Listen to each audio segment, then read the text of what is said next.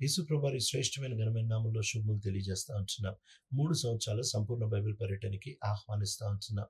తిమోతికి రాసిన మొదటి పత్రిక 5వ అధ్యాయం మొదటి వచనం నుంచి, తిమోతికి రాసిన మొదటి పత్రిక 6వ అధ్యాయం 2వ వచనం వరకు. ఇక్కడ అపోస్తలుడైన పౌలు ఆహ్, ఈ తిమోతి వేరు వేరు గుంపుల వారితో ఎలా వ్యవహరించాలి అనే విషయాన్ని ఆయన ప్రస్తావిస్తా ఉంటున్నాడు. వాస్తవంగా ఒక్కొక్కళ్ళు ఒక్కొక్క గుంపు వారితో వేరువేరుగానే వ్యవహరించాలి. అందుకనే పౌలు కూడా అంటున్నాడు, నేను గ్రీకుకి గ్రీకు వాళ్ళలాగే వ్యవహరిస్తా వచ్చాను. రోమిలికి రోమిలుగానే వ్యవహరిస్తా వచ్చాడు. అంతేకాకుండా అన్ని వయసుల వాళ్ళతో ఒకలాగే వ్యవహరించలేం. అన్ని స్థానాల్లో ఉంటున్న వారితో ఒకేలాగా వ్యవహరించలేం. కనుక మన వ్యవహారాలు అందరితో సమానంగా ఉంటే అది న్యాయబద్ధమైనది కాదు. న్యాయమైనది ఏంటంటే ఒక వ్యక్తి బట్టి ఆ వ్యక్తితో వ్యవహరించడము. అంటే పక్షపాతంతో వ్యవహరించడం కాదు గానీ, ఒక్కొక్క వ్యక్తికి అక్కర వేరువేరుగా ఉంటది కాబట్టి, ఆ వ్యక్తి అక్కరని మనము వేరువేరుగానే తీర్చేవారిగా ఉండాలి. ఇక్కడ ఆయన మొదటి వచనంలో చెప్తా ఉంటున్నమాట, వయసులో పైబడిన వయసులో ఉంటున్న స్త్రీని గావచ్చు, పురుషుడిని గావచ్చు, తల్లిదండ్రుల్ని సన్మానించినట్టు సన్మానించాలి. వారితో ర్యాష్‌గా మాట్లాడొద్దు అని తిమోతికి చెప్తా ఉంటున్నాడు.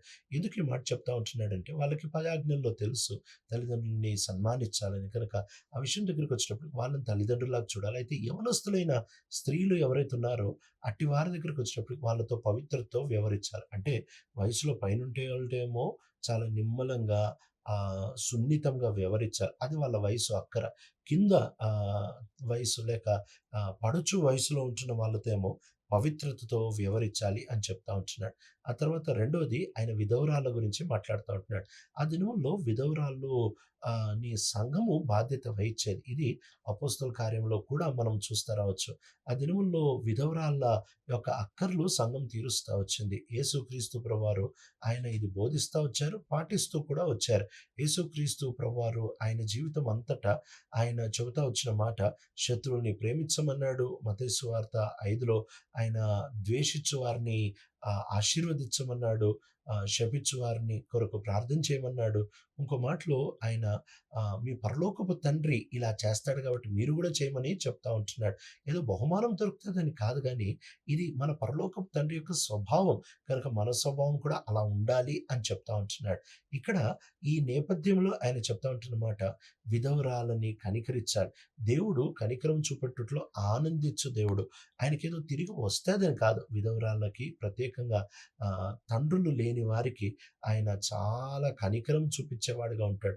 ఆ కనికరాన్ని ఆయన చూపిస్తాడు కాబట్టి ఆయన పిల్లలైన వారిని కూడా ఆయన అంటున్నాడు, ఇలాంటి కనికరాన్నే సంఘంలో మీరు చూపించాల్సిన అక్కరుంది. అయితే ఈ విధవరాలకి సహాయం చేసే దగ్గరకొచ్చేటప్పటికి కొన్ని నిర్దిష్టమైన షరతుల్ని ఆయన పెడతా ఉంటున్నాడు. ఆ మొదటి షరతు ఏంటి అనంటే, ఆమె కనీసం 60 సంవత్సరాల కంటే పైబడి ఉండాలి. అంటే పడుచు విధవరాలకి ఒకవేళ సహాయం చేస్తే, ఆమె రేపొద్దున వివాహం చేసుకుంటే, మనం చేసిన సహాయం అంతా వ్యర్థమైపోయిందే కదా! కనుక సంఘంలో ఉంటున్న డబ్బుని, సంఘంలో ఉంటున్న ధనాన్ని మనం వెచ్చిచ్చేటప్పుడు, లేక ఇచ్చేటప్పుడు, లేక ఈ సంఘంలో ఉంటున్న డబ్బుని మనం వాడేటప్పుడు చాలా బాధ్యతాయుక్తంగా, చాలా జాగ్రత్తగా, చాలా ఆలోచనతో, చాలా పరిపక్వతతో, ఒక్క వ్యక్తి యొక్క తీర్మానం బట్టి కాక, ఆ సంఘంలో ఉంటున్న పెద్దల తీర్మానంను బట్టి దాన్ని వాడేవారిగా ఉండాలి. అందుకని ఆయన అంటున్నాడు 60 సంవత్సరాలకి దాటి. ఎందుకు అనంటే, ఒకవేళ యవ్వనస్తురాలైన విధవరాలుంటే పౌలంటున్నాడు, అటు వాళ్ళు మళ్ళా పెళ్లి చేసుకొని, మళ్ళీ పిల్లలు కండం శ్రేష్టమైందే గదా! అని చెప్పి ఆయన అట్టివారు సంఘం యొక్క సహాయానికి అర్హులు కాదు అని చెప్తా ఉంటున్నాడు. ఎందుకంటే వాళ్ళు మరలా సంసార జీవనంలోనికి వెళ్ళిపోతారు. అంతేకాకుండా ఆయన పెడుతున్న రెండో షరతు ఏంటంటే, వాళ్ళ గత జీవితము కుటుంబ పరంగా నమ్మకంగా బ్రతికుండాలి. ఒకడే భర్తకి వాళ్ళు నమ్మకంగా బ్రతికుండాలి. పరిశుద్ధుల కాళ్ళు కడిగి ఉండాలి. వాళ్ళ ఇంట్లో చాలా ఆతిథ్యం ఇచ్చి ఉండాలి. ఆ తర్వాత వాళ్ళ గతము చాలా భక్తితో కూడి ఉండాలి.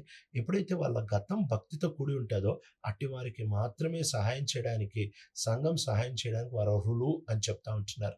అంతేకాకుండా ఆయన చెప్తా ఉంటున్న మూడో షరతు ఏంటంటే, వాళ్ళు ఒక ప్రతిజ్ఞ ఇవ్వాలి. ఏం ప్రతిజ్ఞ అంటే, నేను మళ్ళీ పెళ్లి చేసుకోను అనే ప్రతిజ్ఞ ఇవ్వాలి. ఎప్పుడైతే ఈ ప్రతిజ్ఞ ఇస్తారో అట్టి వారికి మాత్రమే సహాయం చేయమంటున్నాడు. ఒకవేళ ఈ ప్రతిజ్ఞ ఇవ్వకపోతే వాళ్ళు రేపొద్దున్న మళ్ళీ లోకంలోనికి వెళ్ళిపోయి, లేకపోతే వివాహం చేసుకొని సంఘానికి దూరం అయిపోతే సంఘము కష్టార్జితం వారిపై పెట్టుబడి పెట్టిందంతా వృధా అయిపోతుంది కదా అంటున్నాడు.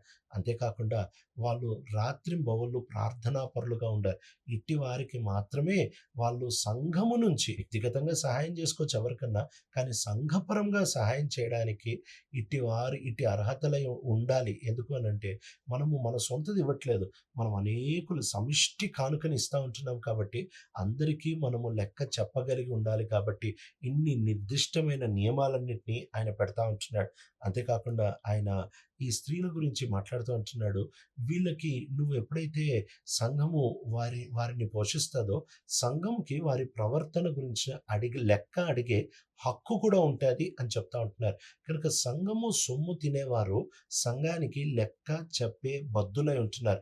అందుకనే వాళ్ళు గృహాలకి వెళ్తూ వాళ్ళు ముసలమ్మ ముచ్చట్లు మాట్లాడుతూ వాళ్ళు గాసిప్ చేస్తూ వాళ్ళు ఒకళ్ళకి ఒకళ్ళు చెప్తా ఉంటూ ఇలాంటి ప్రవర్తన కలిగి ఉంటున్న వీళ్ళు వాళ్ళ జీవితాల్లో ఏమాత్రము సంఘం ఇస్తా ఉంటున్న మేలుని పొందడానికి అర్హులు కాదు అని చెప్తా ఉంటున్నాడు. అక్కడితో ఆగకుండా ఆయన ముందు అంటా ఉంటున్నాడు, ఈ అర్హమైన వారికి మాత్రమే ఇలాంటి సహాయాలు చేయడానికి వాళ్ళు యోగ్యులు, లేకపోతే అది ఇర్రెస్పాన్సిబుల్ కాంట్రిబ్యూషన్ అయిపోతుంది. ఆ తర్వాత ఆయన పెద్దల గురించి మాట్లాడుతూ అంటున్నాడు. ఈ పెద్దలు ఎవరైతే వాళ్ళు ఎఫెక్టివ్ లీడర్స్గా ఉంటున్నారో, లేకపోతే వాళ్ళు నాణ్యమైన నాయకులుగా ఉంటున్నారో, అట్టి నాణ్యమైన నాయకులకు ప్రత్యేకంగా వాక్యం బోధించే వాళ్ళకి, వాక్యం నేర్పించే వాళ్ళకి, టీచింగ్ మినిస్ట్రీలో ఉంటున్న వాళ్ళకి రెట్టింపు ఘనతకి పాత్రులు. ఎందుకంటే ఒక ఎద్దు పొలములో ఎప్పుడైతే మేత అది దుల్లు కొడతా ఉంటుందో అది దానికి చిక్కం వేరు, అది తింటా ఆ పని చేస్తూ ఉంటుంది. అంటే ఏంటి, అది అది పని చేస్తూ ఉంది కాబట్టి అది తినడానికి యోగ్యమైనది. ఒక పెద్ద ఎవరైతే లేఖనాలు బోధిస్తూ ఉంటున్నాడో, లేఖనాలని చెబుతూ ఉంటున్నాడో, ఆ వ్యక్తి సంఘం దగ్గర నుంచి మర్యాద, తన కనీస అక్కర్లు తీర్చబడ్డానికి చాలా యోగ్యుడు. ఎందుకంటే మహా అంటే ఎవరన్నా వాళ్ళ అక్కర్లు ఏం తీర్చగలరు, ఆఫ్టర్ ఆల్ వాళ్ళ ఫైనాన్షియల్ అక్కర్లు తీర్చగలరు, కొంచెం మర్యాద ఇవ్వగలరు. కానీ వీళ్ళు చేసే మేలు వాళ్ళ నిత్యత్వానికి మేలు, వాళ్ళ నిత్యత్వానికి క్షేమం ఇస్తూ ఉంది. కనుక పెద్దలతో ఎలా వివరించాలో చెప్తా ఉంటున్నాడు. ఆ తర్వాత ఒక పెద్ద మీద ఒక నింద వచ్చినప్పుడు ఊరికే దాన్ని చాలా సులువుగా తీసుకోకూడదు. కానీ ఇద్దరు ముగ్గురు సాక్షులు ఉంటేనే మనము వారి మీద ఆ నిందని ఆలోచించగలము. పక్షపాతం ఏం లేదు. పెద్దోడైనా సామాన్యుడైనా కానీ ఎవరైనా న్యాయం యొక్క నేపథ్యంలోనే చూచేవారిగా ఉండాలి. అక్కడ తాకుండా అంటున్నాడు, నిన్ను నువ్వు పవిత్రంగా పెట్టుకో, నువ్వు అందరి మీద త్వరపడి హస్తనిక్షేపణ చేయొద్దు అని చెప్తా ఉంటున్నాడు. ఈ హస్తనిక్షేపణ ఎప్పుడైతే చేయడానికి ఆయన త్వరపడొద్దు అని అంటున్నాడు. అంటే బైబిల్ అంతట్లో మనము ఈ బాప్తిజం తీసుకోగానే హస్త నిక్షేపణ అనే సిద్ధాంతం బైబిల్ అంతట్లో మనకి దాదాపుగా ఎక్కడ కనపడదు. అయితే హస్త నిక్షేపణ చేసేటప్పుడు ఆలోచన పూర్వకంగా చేయాలి. హస్త నిక్షేపణ చేసేటప్పుడు దాన్ని చాలా జాగ్రత్తగా ఆ వ్యక్తిని పరీక్షించి చేసేవారిగా ఉండాలి. హస్త నిక్షేపణ చేసేటప్పుడు ఆ వ్యక్తిని ఒక పని కొరకు నిర్దిష్టంగా నియమించి అభిషేకించి ఆర్డినేషన్ చేసేటప్పుడే హస్త నిక్షేపణ చేస్తారు. కనుక ఈ హస్త నిక్షేపణ చేసేటప్పుడు చాలా జాగ్రత్తగా దాన్ని చేసేవారిగా ఉండాలి. హడావిడిగా ఎవరి తల మీద కూడా చేయి పెట్టి వాళ్ళని ఒక పని మీద నియమించడానికి వీల్లేదు అని చెప్తా ఉంటున్నాడు. కనుక హస్త నిక్షేపణ బైబిల్ అంతట్లో కొత్త నిబంధనలో ప్రాముఖ్యంగా సంఘంలో చేసేటప్పుడు అది ఒక పనికి నిర్దిష్టంగా నియమించేటప్పుడు చేసిన విషయాన్ని మనం చూస్తూ రావచ్చు. హడావిడిగా చేస్తే వాళ్ళ పాపంలో మనం కూడా పాల్పొందుతాం. కనుక మనల్ని మనం పవిత్రంగా పెట్టుకోవాలి అని చెప్తున్నాడు. వ్యక్తిగతంగా ఆయన మాట్లాడుతూ అంటున్నాడు, ఉట్టి నీళ్లు తాగొద్దు, కొంచెం ద్రాక్షారసం కూడా తాగు అంటున్నాడు. అంటే ఆరోగ్యపరము అయిన విషయాలు పౌలు కూడా తిమోతికి ఆరోగ్యం కొరకైనా కొన్ని సూచనలు చెప్తా ఉంటున్నాడు. ఫలానివి నువ్వు ఆరోగ్యం కాపాడుకో అని చెప్తా ఉంటున్నాడు. ఈ ఆరోగ్యం కాపాడుకోవడము అనేది చాలా కీలకమైనది. ఎందుకు అని అంటే దేవుని యొక్క పని చేయడానికి పౌలు కూడా తిమోతికి కొన్ని విషయాల్లో జాగ్రత్తలు చెప్తా ఉంటాడు. కనుక భక్తి విషయం దగ్గరకు వచ్చినంత మాత్రాన దేవుడు చూసుకుంటాడు అనే ఆరోగ్యాన్ని నిర్లక్ష్య పెట్టడానికి కూడా వీల్లేదు. 5వ అధ్యాయంలో ఆయన బానిసల గురించి మాట్లాడుతూ అంటున్నాడు. ఒకవేళ ఒక బానిస ఉన్నాడు, ఆ వ్యక్తి క్రైస్తవునికి బానిసగా ఉన్నాడు అనంటే, ఆ యజమానుడు క్రైస్తవుడు కాబట్టి మర్యాద ఏం తక్కువ ఇవ్వకూడదు. ఇంకా ఎక్కువ మర్యాద ఇవ్వాలి. ఎందుకంటే దేవుని నామానికి మహిమ తీసుకొనొస్తాడు. ఒక యజమానునికి క్రైస్తవ బానిస ఉంటే, ఆ వ్యక్తి ఇంకా తక్కువ చూడకూడదు గానీ, ఆ వ్యక్తిని ప్రేమతో చూసుకోవాలి. ఎందుకంటే ఇదొక క్రైస్తవ సంబంధం. అట్లా పెద్దలతో ఎలా వ్యవహరించాలి, యవనస్తులతో ఎలా వ్యవహరించాలి, విధవరాలతో ఎలా వ్యవహరించాలి, పెద్దలతో ఎలా వ్యవహరించాలి, కొత్త విశ్వాసులతో ఎలా వ్యవహరించాలి, ఆ తర్వాత దాసులతో ఎలా వ్యవహరించాలి, బోధకులతో ఎలా వ్యవహరించాలి, యజమానులతో ఎలా వ్యవహరించాలి, ఇవన్నీ దేవుని జ్ఞానంతో ఆయన చెప్తా ఉంటున్నాడు. ప్రియ తండ్రి, నమ్మకమైన దేవ, పరలోకపు జ్ఞానంతో, ఆత్మ నడిపింపుతో ఎవరితో ఎలా వ్యవహరించాలో నేర్పిస్తున్నామని యేసు ప్రభు మా రక్షకుడి నామములో అడుగుతున్నాం తండ్రి. ఆమేన్.